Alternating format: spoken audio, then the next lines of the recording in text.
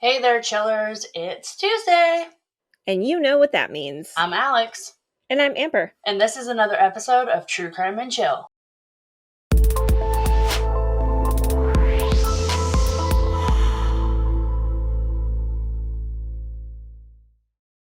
everyone! Okay, I am so excited to finally be back with everybody after a month and doing this again. It has been a long month, and for those of you just tuning in, I have been on a slight hiatus because, drumroll please, I had a baby! And he's cute and chunky and just absolutely adorable And a and redhead. doesn't sleep. Doesn't sleep. Oh my God. But while I was gone, Amber was being the amazing person that she is and has done an awesome job holding down the fort by putting episodes out there, keeping on top of everything, basically staying engaged with everybody. And I wholeheartedly appreciate all of that, Amber. Thank you very much. And you're going to accept this compliment because it is true. I felt boring without you. Like the last episode was like 7 minutes long, and that was after I re-recorded it and added a bunch of stuff in.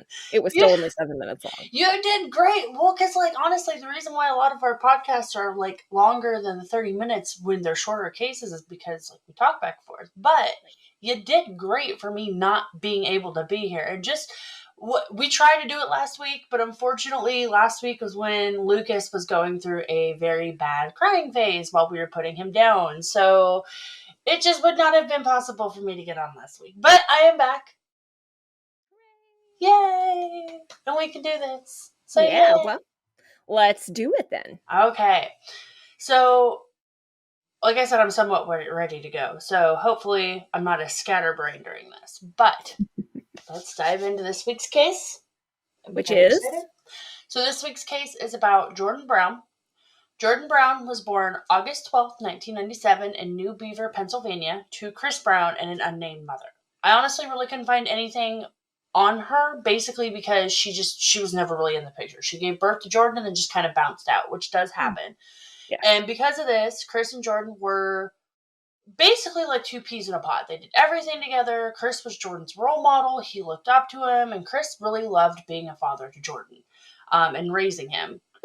Chris was actually the coach of Jordan's football team that Jordan was a part of. He was very active in his school stuff. He was very active in his sports stuff.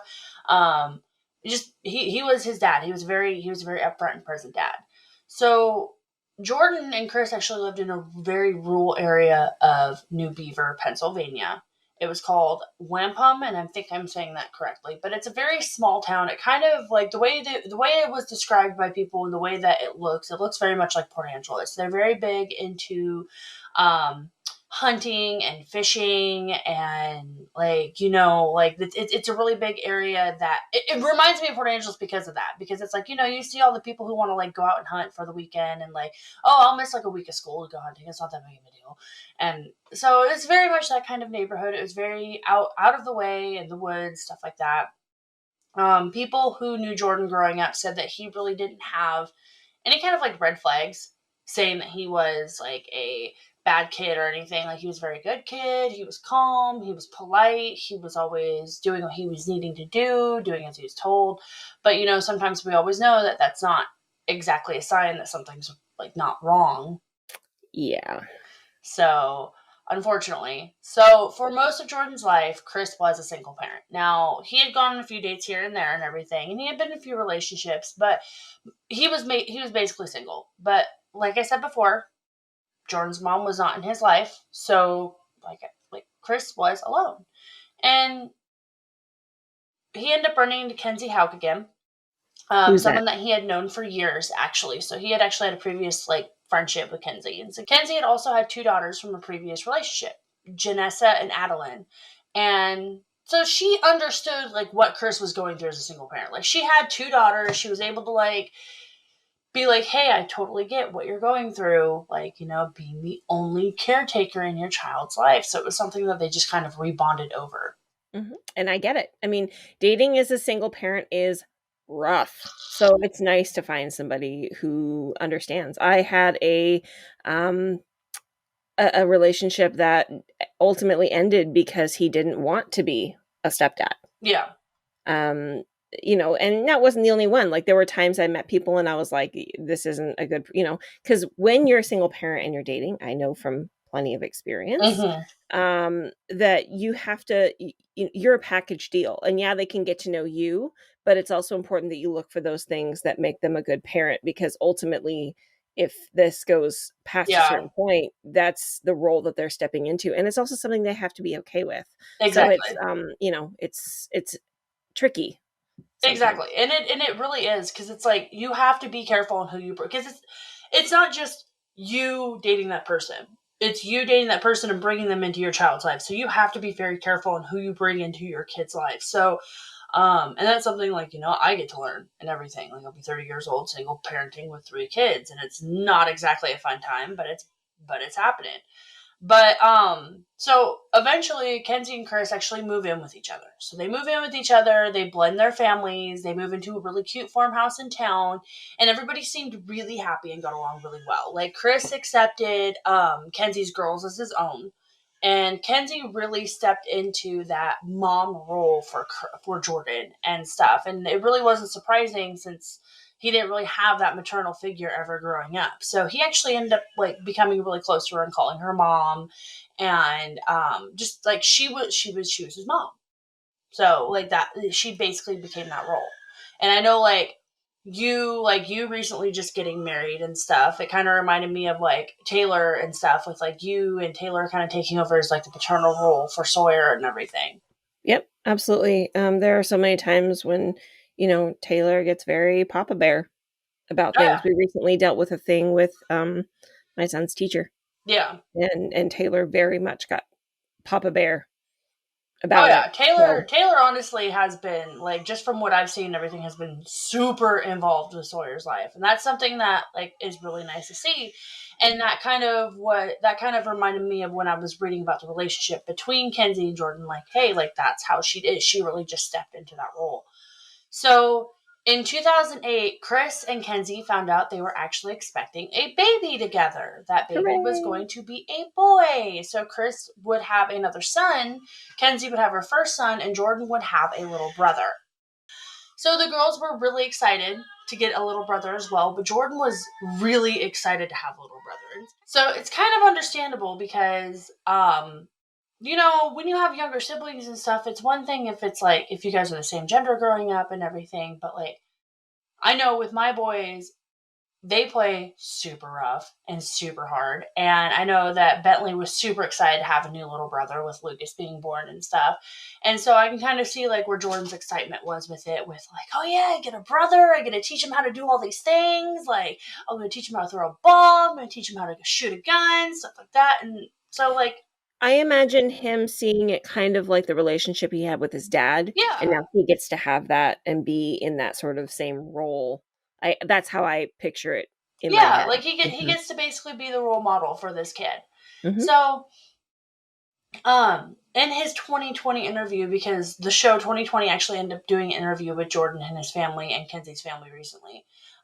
He actually mentioned how excited he was to be a big brother to this baby. Like, Jordan was like excited. He was like, I was super excited that Kenzie was pregnant. I was glad that my dad was happy. Like, in his interview, like he expressed his excitement.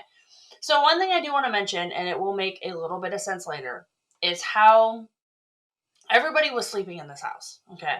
Like, how everybody was sleeping, like how the rooms were. So Jordan was actually sleeping in a bedroom upstairs in the farmhouse. Okay. Kenzie and Chris were downstairs in the basement, because it was a furnished basement. Not furnished basement, a finished basement. And so like the room was like finished and everything. It was a bedroom. And so when the baby was born, the couple was going to switch with Jordan, so that way Kenzie was able to get up with the baby in the middle of the night, because the baby's room was going to be upstairs, which was understandable. So Jordan had already had some of his bags packed in his room, and already had some of his belongings in the room downstairs in the basement, because Kenzie was like 8.5 months pregnant, and in this like February of 2008. Okay, that she was ready to go at any time. Like, it was ready. So he already had a lot of his belongings down in the bedroom. She already had a lot of their belongings up in his bedroom, and they were just slowly kind of switching everything around. So because um to just keep that in mind. Okay. that So they were already in the process of making that switch. Yes, they just keep that in mind. They were already in the process of making the switch. So Jordan was supposed to be downstairs, Kenzie was supposed to be upstairs. So the day that everything happened, it was February 20th, 2009. Chris said that he had woken up and was actually trying to get ready to go to work. He was in a rush. He was late. He missed his alarm. Like like, you know, that frantic scramble you have. Like, oh God, I need my shirt. I need my keys. I need my wallet. I gotta go. I gotta go. I gotta go. Kenzie had actually asked him to stay home that day because she didn't feel good. Obviously, she was 8.5 months pregnant. But Chris was like super adamant that he had to go to work that day. Well, and paternity leave wasn't really a thing back Yeah. then. It's a little bit more of a thing now than it was then. But was there like a meeting he had? Did he have like a meeting with a client? Did he say? Not that I could find, and Chris never really elaborated why he needed to go to work that day, but he did say in his interview in 2020 that it was one of the biggest mistakes that he wished he could take back because he thought that maybe if he stayed, Kenzie would still be alive. But he went. So he kissed Kenzie, headed out the door that morning, and I guess she went back to sleep because according to Jordan, it was a normal morning for him as well. He got up when Janessa woke him up. He went downstairs in the room to go grab clothes, and he saw Kenzie sleeping in the bed again. Okay. So she was still in bed. She didn't feel well, so she was in bed sleeping when he went down. Okay. Yeah, so she probably went back to bed after Chris left. So he saw her sleeping in the bed, grabbed his clothes, went into the bathroom to change, and got ready for school, and then went back upstairs. From there, him and Janessa ended up watching TV before they actually left for school. Now, according to Jordan, Kenzie actually comes upstairs eventually and tells the two, hey, it's time you need to go to school. Like, you got to go to your bus stop. It's time to go. So Jordan and Janessa get up, grab their book bags, head out the back door and down the driveway to the front where the bus would pick them up in front of their house. And they were on their bus and on their way to school by 8:15. That's a late time for school to start. I mean, this was back early. He was 11, so he was in middle school. Sure. But schools also start different times in different areas. Like, I know. It feels like a late, anyway. Just feels like a late time to be on the bus on the way to school. Like, that's a late school start. Most schools start around 8 a.m. Maybe it's a late start day. Maybe, if they do that there. Well, because, Wednesdays we had late start day. We didn't start till Monday. We didn't start till 9 on Wednesdays. At the high school? Yeah. At the middle school, too. Oh, not when I was in middle school. Oh, yeah. No, when I was in middle school, you did. We had late start Wednesdays. School was at 8:20 when I was in middle school. So did Janessa back up the story that Kenzie had told them to go to school? As far as I can tell, yes. But we will get to that later. So around 9 a.m., some tree trimmers actually showed up on the property to trim trees around the neighborhood, which is a normal thing. 9 a.m. is usually when they start getting their work done and everything. They then realized that a little girl is actually screaming her head off in the door of a house, yelling that her mommy was dead.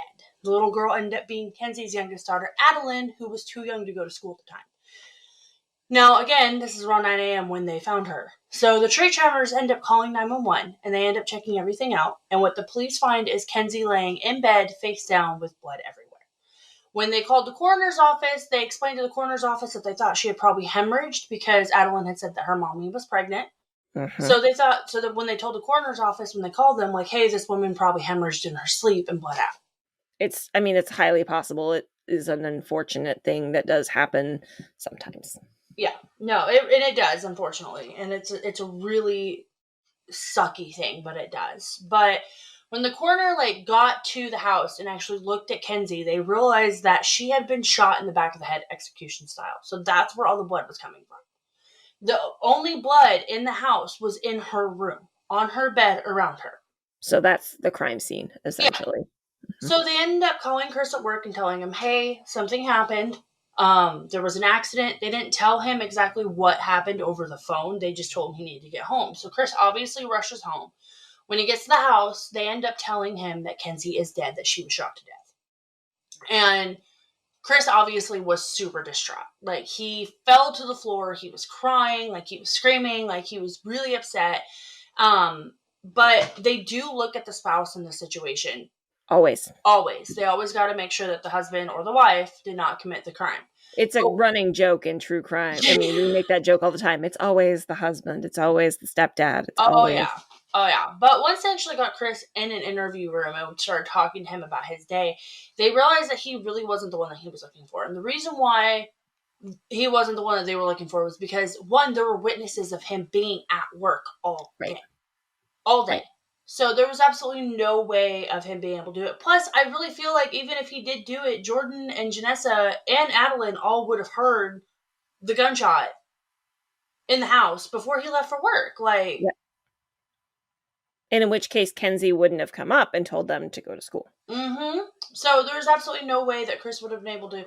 And plus, there was no way that he would have been able to come back after the kids left and been able to leave and get back to work before in that time frame. Because if you think about it, if Jordan didn't, if Kenzie died after Jordan and Janessa left for school, they were on the bus and on the way to school by 8:15. By 9 was when Adeline was screaming that her mommy was dead. So that's like 45 minutes right there. Sure. That's a At really that point, small the window. only logical explanation that fits in with this story is that the 4-year-old got a hold of a gun and did that. Yeah. But that would require some hand strength that I don't believe she would have. Oh, yeah. So, in the end, they end up interviewing both Jordan and Janessa before letting everybody go home for the night. They never really interviewed Adeline. They just asked her, like, what she had seen and Right. stuff. Like, well, because 4? she was 4 years old at the time. So, even if they did interview her, nothing that she said would have been taken seriously, essentially, because she was only 4. There are going to be parts that they would. But, I heard a loud noise or something but back like that. then, they didn't really pay attention to her statement. And this is why. So, the police ended up showing back up at the family's house at 3 a.m. that morning. Okay. Mhm. Chris thought when they pounded on his door, like, oh, they have a suspect. They have information about who killed my fiance, stuff like that. No, they had an arrest warrant for his son, for Jordan. Yeah, the 11-year-old. Exactly. So, I mean, don't get me wrong. There are cases of children out there who killed. Like, it's not unusual. But they felt like they had enough evidence in just that short amount of time frame that proved Jordan killed Kenzie. Here's the issue, though, and anybody who watches a lot of A&E knows this, but they have 48 hours before the chances of them solving the case reduces and is cut by half. If they have a suspect in the first 12 hours, they're going to run with it. Oh, yeah. But the thing is I really feel like they should have more evidence to run with that. So it depends on what evidence they had, too. I don't know what evidence they had, which I imagine you're going to tell us. So here's the reason why they arrested Jordan in the first place. Here's the reason, okay? It's not as controversial as you would think. So the reason is they thought that Jordan was jealous of the new baby and Kenzie's relationship with his dad. It makes sense in the eyes of somebody who doesn't have the other pieces of evidence, yeah. Well, and it does. It really does make sense. Like, I remember when my dad got married to my stepmom, I was super jealous at first. And, but I mean, I got over it eventually. I wasn't jealous enough to want to kill her. But, like, I got over it eventually and everything. But I do know that there are cases of kids who become so jealous of the new baby that they just decide there can only be one of us. But that was their only reasoning on why they thought he did it. It wasn't, and they couldn't really come up with any instances on why they could explain the jealousy. They just kept saying, like, oh, Jordan has dark side, stuff like that.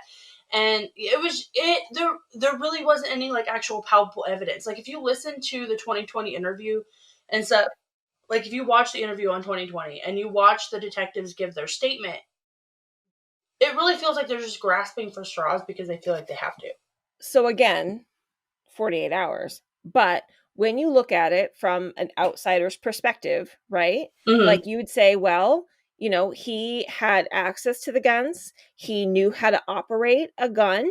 There's a laundry list of reasons that they could highly suspect him. Looking at the reasons. But coming and banging on the door at 3 a.m. with an arrest warrant rather than asking further questions is not the right move. Well, and then you look at it from like, oh, well, he had all this access and all this motive, and it's just like, one, the motive is flimsy at best. Two, the access that's part of the quote-unquote evidence that they have. So let's get into this. So they arrest Jordan, and they bring him in for an interrogation now. It's no longer an interview, it's an interrogation. Mm-hmm. And after they interrogate him, they end up sending him to county lockup for the night, which is an adult lockup. They put no Quick question.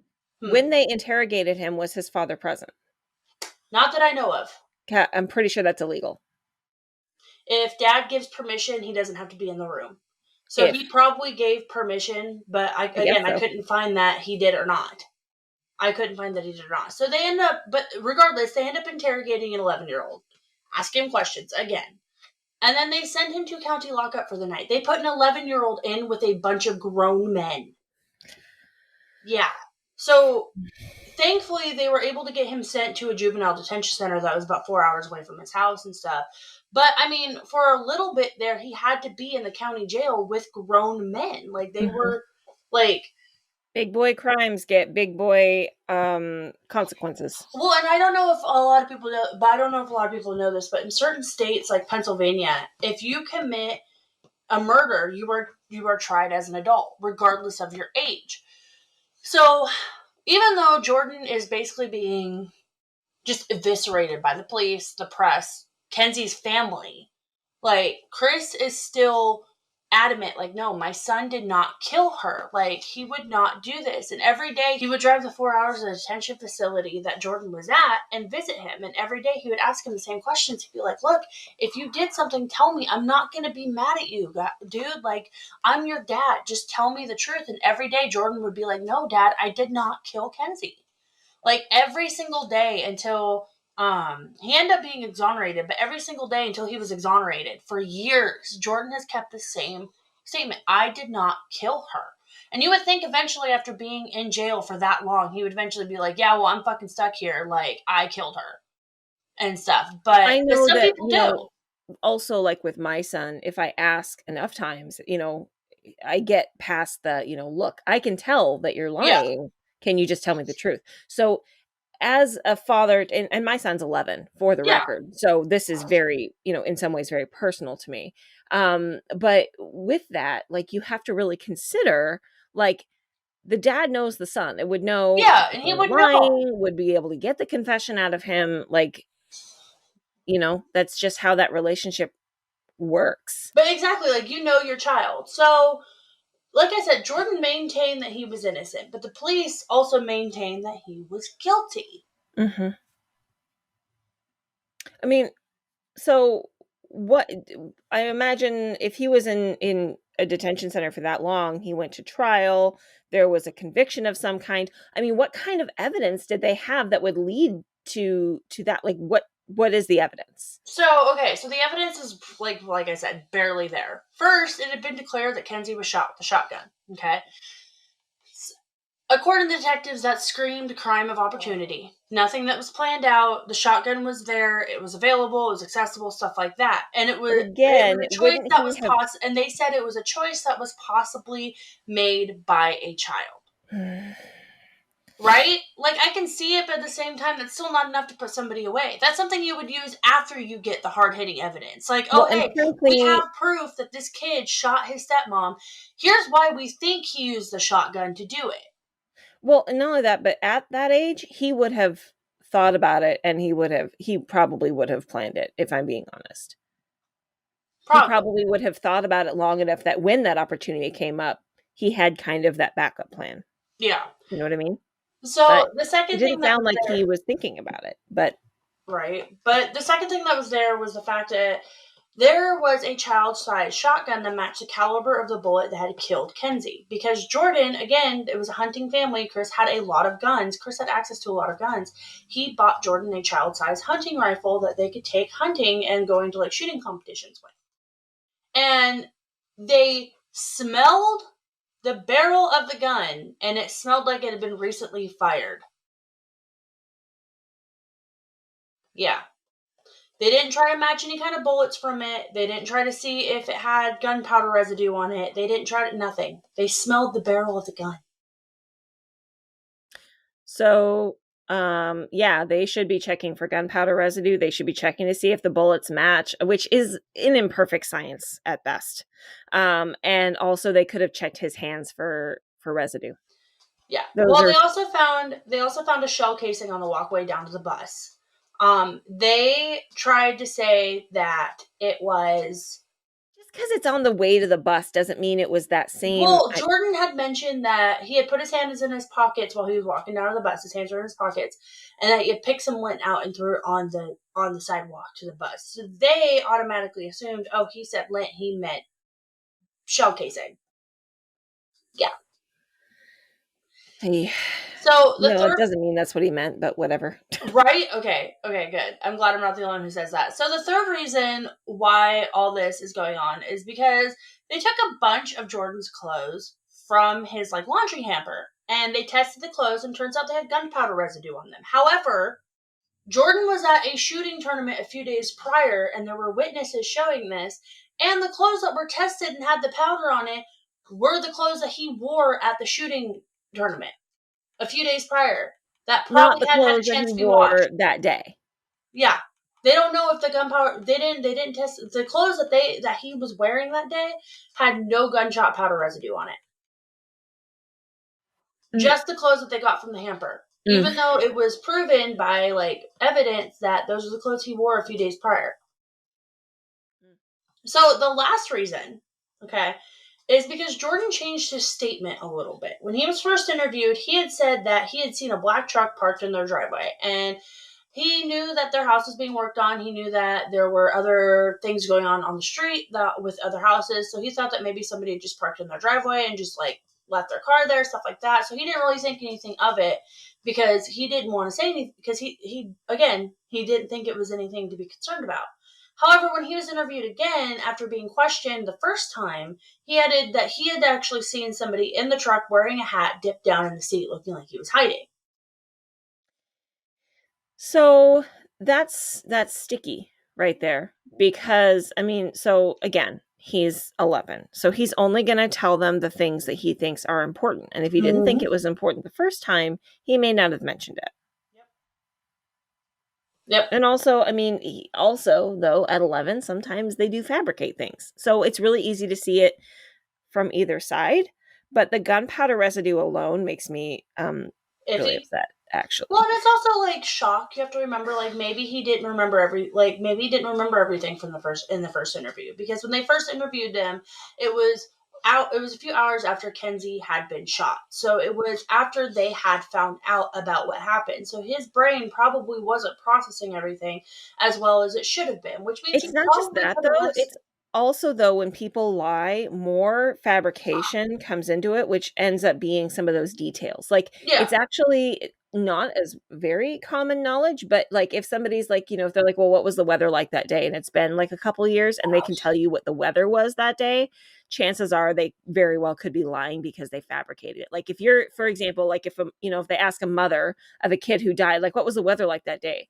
Chances are she can be like, I don't remember. I was really wrapped up in, the fact that my kid was missing or, Yeah. whatever it is. Now, if it's like my kid ran away and I remember it was raining because I was worried because I didn't think he had a coat or he was gonna, catch a cold, like that's different. Yeah. But, if like, oh, it was raining that day. Well, how do you know that?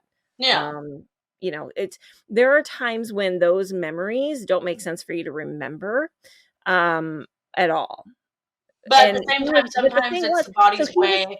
if Sometimes it's he the body's way of covering up something. Like, because like right, if something super traumatic happens to you, the thing that you focus on might be the weather yeah, because your mind doesn't want to remember the super traumatic thing that happened. it Like depends. the day my mom died, I barely remember most of what happened that day, but I vividly remember that it was 85 degrees, and I remember I walked outside and said, "Wow, this is really nice weather." Like vividly remember that, and it was a really weird experience. But the police were insistent that that him changing the story means that he was guilty. Like, but Janessa changed hers as well. So Janessa had basically said the same thing that Jordan had said. They gotten up, they got ready for school. Kenzie had come up and said something, but then she goes and says that she forgot that she had seen Jordan messing around with the guns, and she heard a loud bang.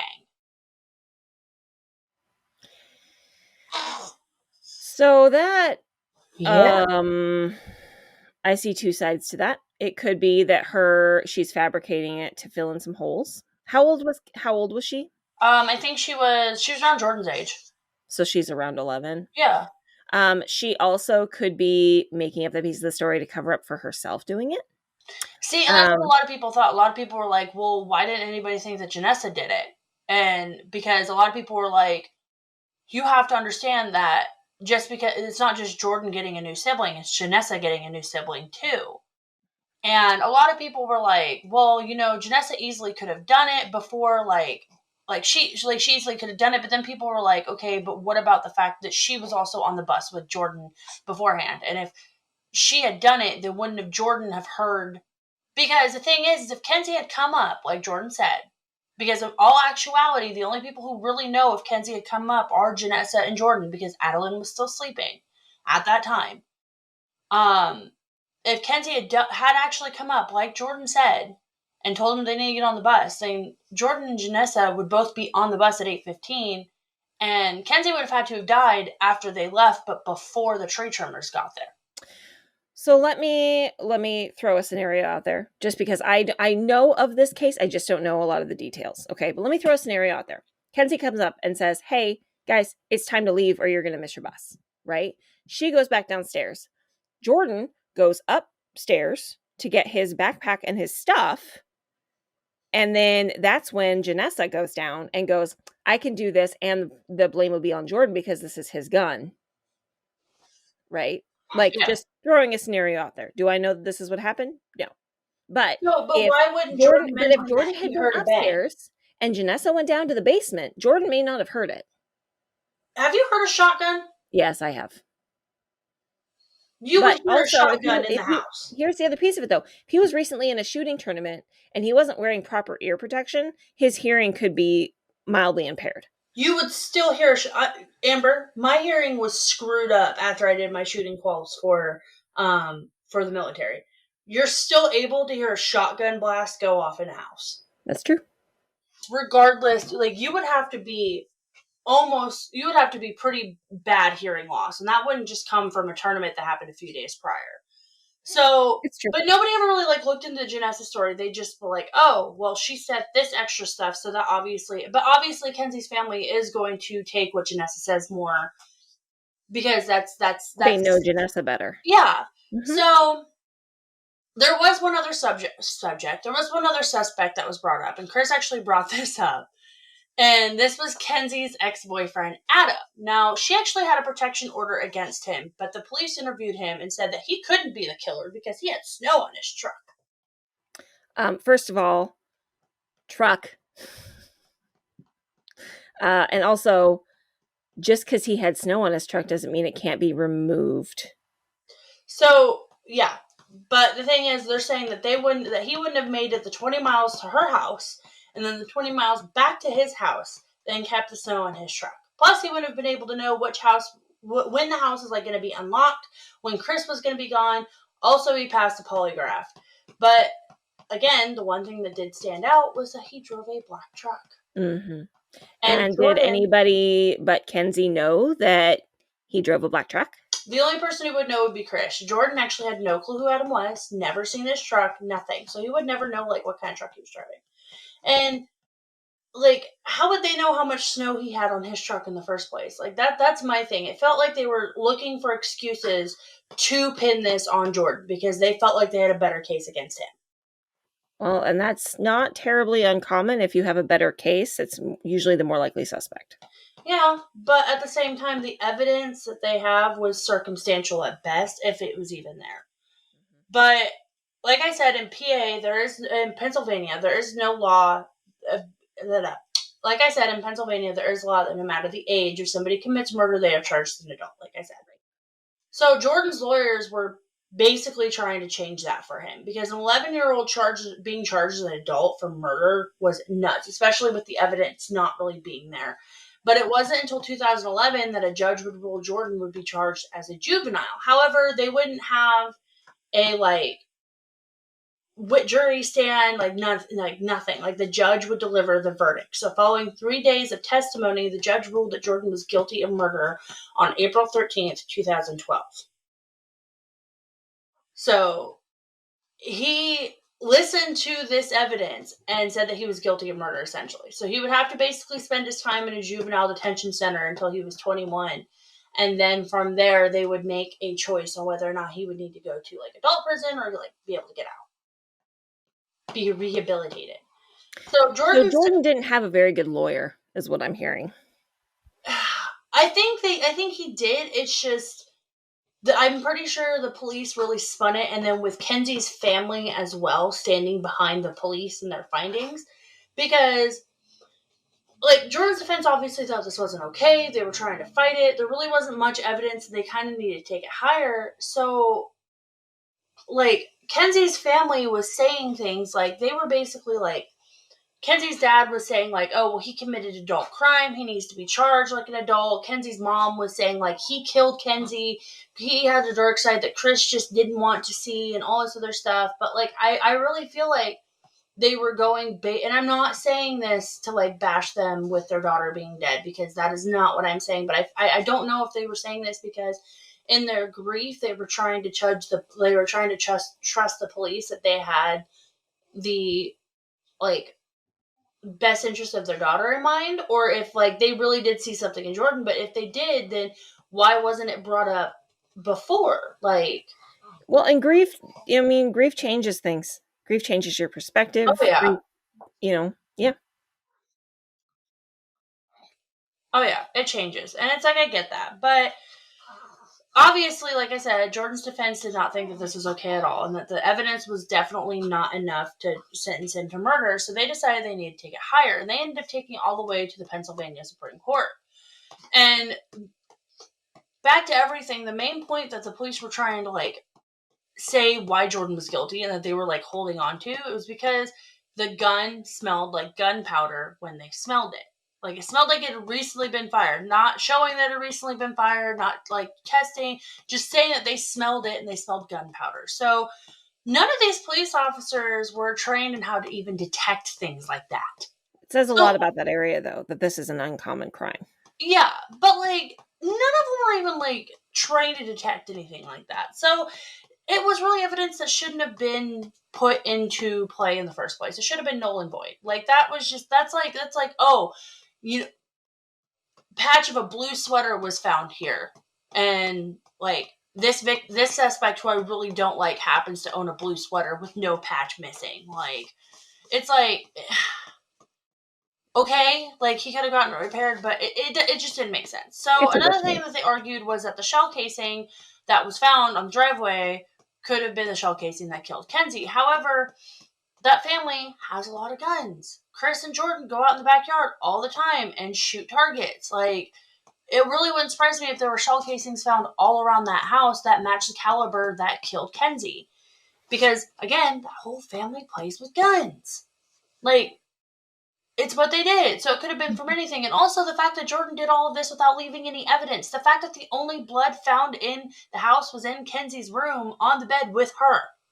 There was no blood found on any of his clothes. The only gunpowder residue that they actually had was from the clothes that he wore at the shooting tournament. They never checked the house for fingerprints. They never tried to see that if there was any evidence that anybody else was in the house. They tried to say that, because like somebody argued, well, what about the blowback from the gunshot? Because obviously that blowback would have landed on whoever shot her. Her hair supposedly covered the blowback, so there wasn't any. That's what they said. And like I said, Adeline wasn't interviewed, but when she was older, she was about 13 when she was 13, she did give an interview saying that she heard something that morning, went down to her mom's room, walked in and answered her mom's phone that was ringing. They had asked for Kenzie, and so when she went to go wake her mom up, that's when she found out she was dead.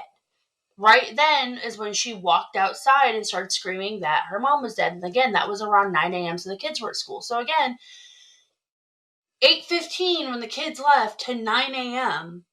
If Adeline is correct in her memories, she would have heard something after the kids left. Mm-hmm. But again, they weren't taking that as serious because she was only 4 at the time. However, even at that age, you can have some pretty deep repressed memories come out later on. Yeah.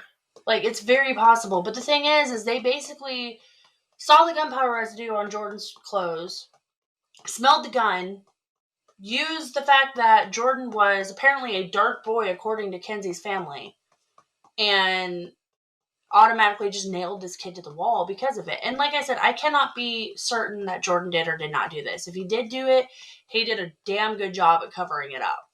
Right. If he Because didn't, to me, actually, I think the biggest piece of this, and it's sadly something I didn't even think about, but yeah, the blowback. Like if she came upstairs, says it's time to go, and then he was on the bus by 8:15 he wouldn't have had time to change. and shower and Exactly. But her hair covered it up. no. Like, yeah, the hair may have stifled it a little bit, but It definitely wouldn't have still would everything. have found something on him proving that Right. he did it. And they should have checked his shoes. All they Because did was check the clothes in the hamper for gunpowder residue. It doesn't work that way. Trust me, I know. I'm studying this in school right now. I know, I get this. So in 2018, Jordan's case was actually presented to the Pennsylvania Supreme Court. Finally, they end up ruling in his favor, saying that they couldn't prove that he was guilty beyond a reasonable doubt because all the evidence was basically circumstantial at best. Right. So Jordan was finally set free. His conviction was overturned. He was no longer guilty in the murder of his stepmom. Mm-hmm. But again, the world is still divided on what people think have happened. Like, Kenzie's family has been very adamant, and especially in the 2020 interview, they were very, like, nothing could sway them. Jordan killed Kenzie. Kenzie was taken away from her kids because of Jordan.